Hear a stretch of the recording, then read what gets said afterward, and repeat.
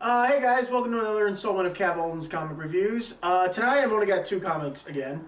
It's been a slow kind of a week with me with comics and everything, and we'll see how the rest of next week goes, because I'll be very busy.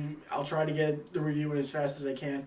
But tonight we have two comics, like I said. Tonight we'll be taking a look at the brand new series of Venom, number one. And we take a look at the Young Justice comic, number one. We'll start off with Venom.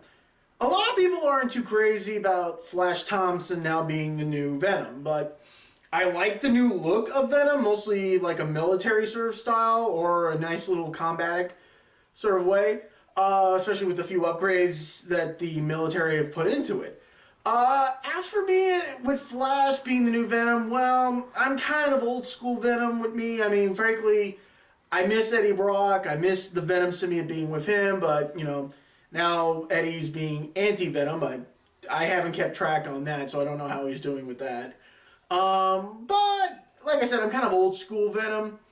In a way, it's nice to see the symbiote kind of being used for a good thing, good ways, because one of the things I liked about Venom is that he was sort of, in a way, a villain and an anti-hero at the same time.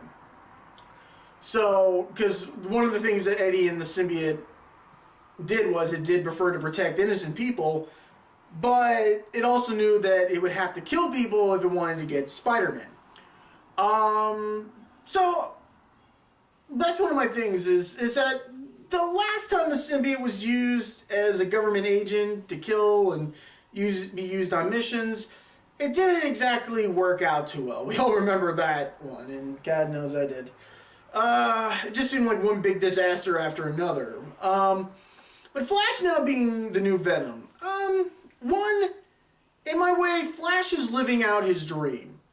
He's always had this momentum to try to be a superhero in a way.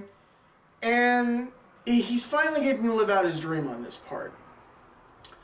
And I guess in a way it was. Plus, considering of all the bad stuff that's happened to Flash over the years, I mean, let's see here, drug and alcohol abuse, almost being in a coma and being legally brain dead. Well, for his case, that's an improvement. And then losing his legs when he, in the war, when he was overseas in the war. The thing is, it hasn't exactly been a win-win situation for Flash. And one of the momentums I've always admired is that he admires heroes for what they do and all the choices that they make. But the thing is, if he ever found out that, well, of course, let's face it, I think he did find out, but then the whole thing. We're not going to get into that, trust me. I'd be standing here all night talking to you about this, and let's face it, I don't have that much room left on my hard drive. But, yeah, considering I am okay with Flash, but you can see that Flash wants to do good. He has all these abilities now. He wants to do good. And it looks like it's in his second or third official mission. It's hard for him not to be enticed and not to be entangled in the web of the symbiote. Because the symbiote gives great power. And it's hard for him not to lose control because he's thinking like a football player most of the time, saying Hail Mary passes and stuff. But I think in a way it was a good start for the series. We'll see how the rest goes. The problem is the more that Eddie uses the symbiote, the more he's going to realize it's probably better off for him to be with it, because if he's permanently bonded to it, then we all know the old school Venom is going to be back in the way he is. But like I said, I think Flash may or may not be a good choice, depending on some people's opinion. My thing is, Flash is just living out his fantasy, his dream, and sooner or later he's going to have to realize this because he can only have the symbiote for a certain period of time. He's going to have to make a choice. The next comic, the Young Justice comic, for the new series that came out, I've enjoyed it so far. I've liked it. And the funny thing is, I actually like how the comic went with this. It's the first issue, and in this comic, basically, it kind of starts off where the last episode of the two-part series, the first episode of the two-part ended, where everyone just ended up, being told, we're going to put you as a team, and we're going to put you in Mount Justice and everything. And everybody kind of leaves off right there. It kind of continues and leaves off. So basically, I guess Superboy is still not adapting to his new surroundings and stuff. He's not used to everything and still getting used to everyone else.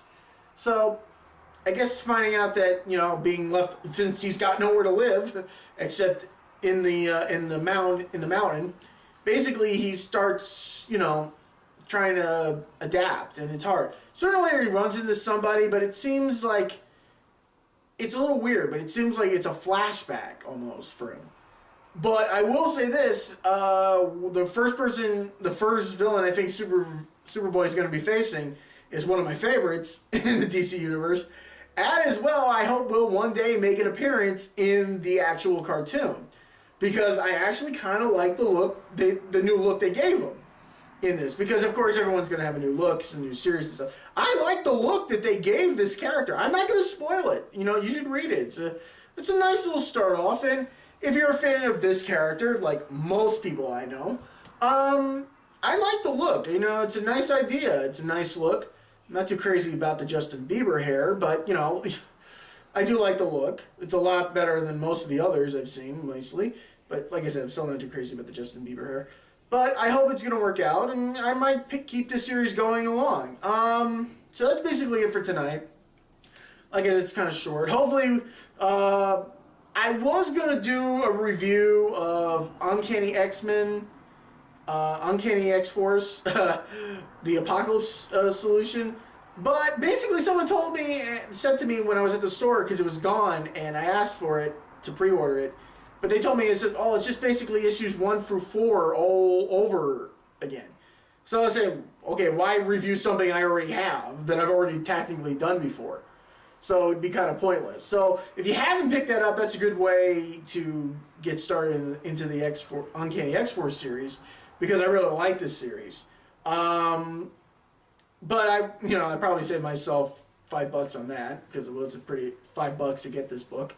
So let's see. That's basically it.